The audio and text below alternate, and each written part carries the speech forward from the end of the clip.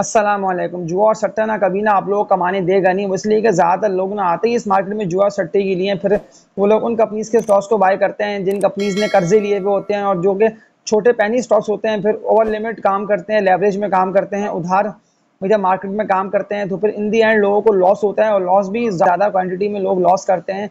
हज़ारों में नहीं बल्कि लाखों रुपए तक में लोगों को इस मार्केट में लॉस हुआ है। लेकिन उन्हीं कंपनीज़ के स्टॉक्स में लॉस हुआ जिनमें मैंने आप लोगों को ना बाइंग से कंटिन्यूसली मना करा, जैसे कि कॉसम है, इसके अलावा पावर सीमेंट हो गया, सिल्क बैंक, सिनर्जी, डब्ल्यूटीएल, हेस्कॉल। तो सारे वो छोटे स्टॉक्स जिनकी ना अर्निंग्स है ना सेल्स है, जब वो स्टॉक तेजी से गिरते हैं तो फिर तो लोगों को लॉसेस कितने ज़्यादा होते हैं, ज़्यादा नहीं बल्कि लाखों रुपए में लोगों को लॉस होते हैं उन कंपनीज के स्टॉक्स में जिनकी ना कमाई है, जिनकी ना अर्निंग्स हैं और ना सेल्स हैं। तो मैं आप लोगों को यही कहता हूँ कि अगर आप मजबूत कंपनीज में काम करेंगे ना, जिन कंपनीज की कमाई, जिन कंपनीज ने लॉन्ग टर्म डेट्स यानी कि बहुत कम लिए हुए हैं, कर्जे कंपनीज पे कम है, तभी तो आप लोग खुद भी देख रहे हैं कि वो ऑक्टोपस हो, एवीएन हो, कितना ज़्यादा तेजी से बढ़ रहे हैं। यानी कि अगर आप लोगों ने डिप पे उन कंपनीज के स्टॉक्स को बाय करा हुआ है तो आप लोगों को अभी भी यानी कि प्रॉफिट्स अच्छे हो रहे हैं। अगर मैं सिर्फ एक कंपनी की बात कर लेता हूँ तो मैंने आप लोगों को कल ऑक्टोपस की बाय कॉल दोबारा दी थी कि अगर किसी को ऑक्टोपस को बाय करना है तो वो लाजमी इसको बाय कर ले। इसके लॉन्ग टर्म टारगेट्स बनते हैं शानदार, यानी कि 120 रुपये से भी ये स्टॉक ऊपर निकलेगा। तो आप लोगों ने खुद आज की इनकी ट्रेडिंग में देख लिया कि अपर कैप अगेन इसको लग गया। तो आप लोग मेरी पिछली वीडियोस को देखें कि जिनमें ना मैंने आप लोगों को ऑक्टोपस की बाय कॉल दी हुई है कि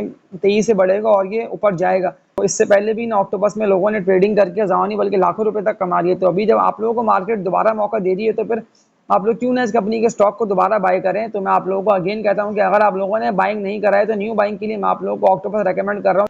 तो इंडेक्स की बात कर रहा हूँ तो आप लोगों ने आज के इनकी ट्रेडिंग में भी देख लिया कि इंडेक्स 77 से ऊपर ऊपर ही ट्रेडिंग कर रहे हैं। तो ये 77 का लेवल तो मजबूत लेवल बन चुका है। मैंने तभी तो आप लोगों को यही बात बोली कि 77 के लेवल पर ना आप लोग स्टॉक को सेल मत करिएगा, यानी कि जल्दबाजी में आके ना आप लोग डिसीजन कोई ऐसा मत लिएगा जिससे फिर इन दी एंड आप लोगों को लॉस हो। लेकिन अगर आप लोग किसी सही स्टॉक को बाय करके पोर्टफोलियो में रखते हैं, यानी कि आप लोग डिसीजन मेकिंग सही से कर लेते हैं ना फंडामेंटली स्ट्रॉन्ग स्टॉक्स में, तो फिर तो ये मार्केट ना आप लोगों को ज़बरदस्त पैसे बना के दे सकती है। क्योंकि अभी भी ज़्यादातर स्टॉक्स में ना पोटेंशियल है, इसलिए इंडेक्स भी वहीं 77 78 पर ही ट्रेडिंग कर रहा है। लेकिन आप लोग खुद भी देख रहे हैं कि स्टॉक कितना तेजी से यानी कि बढ़ रहे हैं और ऊपर से ऊपर जा रहे हैं, इसीलिए क्योंकि कंटिन्यूसली उनमें बाइंग जनरेट हो रही है और लो लेवल्स पे बाइंग जनरेट इसीलिए हो रही है कि ज़्यादातर स्टॉक्स तो अभी भी बायर्स को लग रहा है देख के सस्ते मिल रहे हैं। लेकिन मैंने जो आप लोगों से वीडियो के स्टार्टिंग में बात की ना कि आप लोगों को इस मार्केट में जुआ नहीं करना, यानी कि आप लोगों को ओवर लिमिट काम नहीं करना उधार में, क्योंकि ज़्यादातर लोग ना फिर उधार में ही काम करते हैं तो उन्हें लॉसेस होते हैं और फिर ना वो लोग इस मार्केट से चले भी गए। यानी कि अब इस मार्केट में इन्वेस्टर्स की तादाद बहुत कम रह गई है, इसीलिए कि बहुत कम लोग हैं जो बड़े लिखे अंदाज में इस मार्केट में काम करते हैं।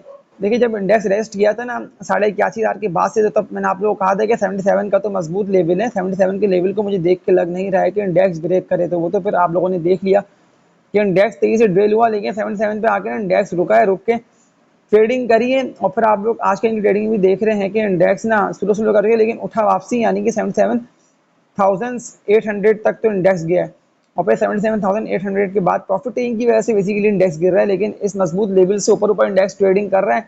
तो आप लोगों को फंडामेंटली स्ट्रॉन्ग कंपनीज में ट्रेडिंग करना है। तो पिछली वाली वीडियोस में ना ज़्यादातर लोगों के सवाल आए हुए जो ट्रेडिंग वाली कंपनी के स्टॉक के वाले से कि कौन सी मजबूत कंपनी का स्टॉक है कि जिनमें हमें ट्रेडिंग करके ना पैसे अच्छे बन सकते हैं। तो मैं आप लोगों को ये कहता हूँ कि पहल की मैं आप लोगों को बाय कॉल दे देता हूँ। अगर किसी को पहल का स्टॉक बाय करना है तो वो पहल को बाय कर लें। पहल तेजी से बढ़ के ना आप लोगों की इन्वेस्टमेंट्स को डबल कर सकता है। अभी तो ये सिर्फ प्रॉफिट टेकिंग की वजह से गिर रहा है, लेकिन गिरते हुए ना जो मजबूत लेवल पहल का बनता है ना, अगर ये यहाँ आता है तो यहाँ मैं आप लोगों को कहता हूँ कि बाइंग आप लोगों की दोबारा बनती है। यानी कि इस लेवल पे ना लाजमी आप लोग पहल को बाय करिएगा। वो इसके बनते हैं 24 रुपये 50 पैसे के, यानी कि 24.5 रुपये तक के तो पहल के मजबूत लेवल्स है। लेकिन ये वही फंडामेंटली स्ट्रॉन्ग कंपनी का स्टॉक है, अगेन तेजी से बढ़ के ना प्रॉफिट आप लोगों को अच्छा दे आएगा। तो इस कंपनी के स्टॉक को आप लोग बाय कर सकते हैं। इसके अलावा एक मजबूत कंपनी के स्टॉक की आप लोगों को बाय कॉल दे रहा हूँ। तो इस कंपनी को अगर आप लोग 2 से 3 मंथ के लिए होल्डिंग कर लेते हैं तो मैं आप लोगों को 100% श्योर कह रहा हूँ कि ये वही स्टॉक है जो तेजी से बढ़ के ना आप लोगों की इन्वेस्टमेंट्स को डबल कर सकता है। अब कितना डबल कर सकता है कि मैंने आप लोगों को इन लेवल्स पे इसकी बाय कॉल दी थी, उस वक्त तो ये ना टिप पर ट्रेडिंग करके जमा हो रहा था, एक्यूमुलेट हो रहा था तेजी के लिए, क्योंकि जाहिर सी बात है कि तेजी तो इसमें ना आना बनती थी, यानी कि अपवर्ड ट्रेंड तो इसमें स्टार्ट होने जा रहा था।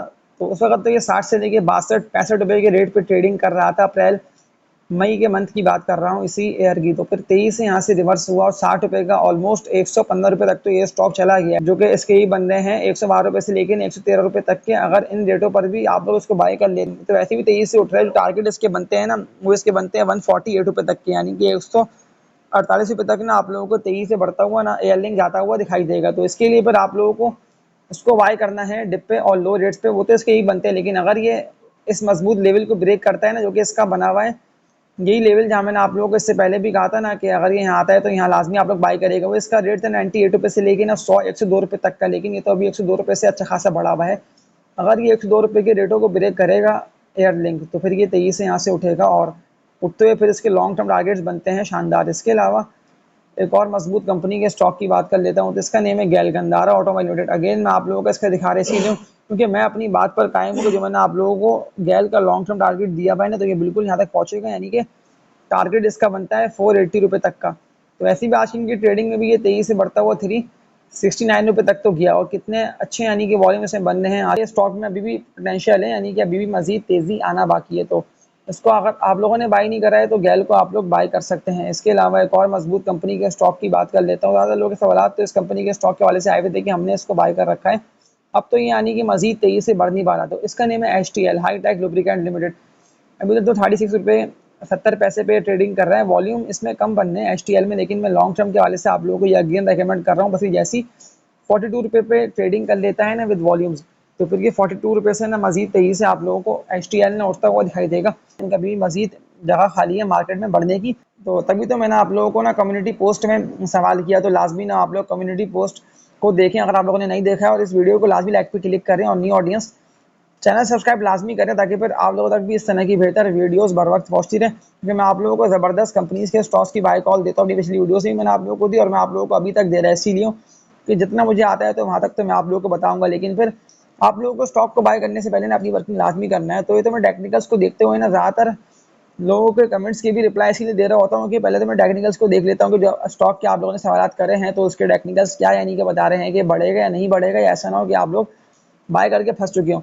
लेकिन अगर आप लोगों ने कोई हैस्टॉल है, DFML है, PIA हो गया, तो इस तरह के स्टॉक्स को आप लोगों ने किसी कहने में बाय कर रखा है या किसी की वीडियो को आप लोगों ने देख के बाय करा, तो मैं आप लोगों को अगेन यही कहता हूँ कि आप लोग इस तरह के ना डाउनवर्ड ट्रेंड में गिरते हुए स्टॉक को सेल करें, लाजमी सेल करके इस मार्केट से निकलें। क्योंकि अभी तो इंडेक्स आप लोगों को मौका दे रहे हैं, इसे प्रॉफिट टेकिंग की वजह से इंडेक्स गिर रहा है। वो इसलिए कि ज़्यादा सेक्टर के स्टॉक्स में तो आप लोग खुद भी देख रहे हैं कि सेलिंग प्रेशर जारी है। अब वो फार्मा के स्टॉक्स हैं या सीमेंट सेक्टर के स्टॉक्स हैं या इसके अलावा ऑटो के स्टॉक्स हैं, लेकिन आप लोगों को उन्हीं स्टॉक्स को होल्डिंग करे रखनी है जिनमें आप लोगों को पता है कि कोई भी ऐसा मसला नहीं है। वक्ती तौर पर इंडेक्स के पॉइंट्स लूज हो रहे हैं, लेकिन इंडेक्स के पॉइंट्स तो जाहिर सी बात है कि बढ़ेंगे, यानी कि लॉन्ग टर्म में तो इंडेक्स के पॉइंट्स गेन ही होंगे। इसके अलावा टॉप वॉल्यूम लीडर्स को देख रहा हूँ तो एक कंपनी का ज़्यादातर लोगों के सवाल आए हुए थे।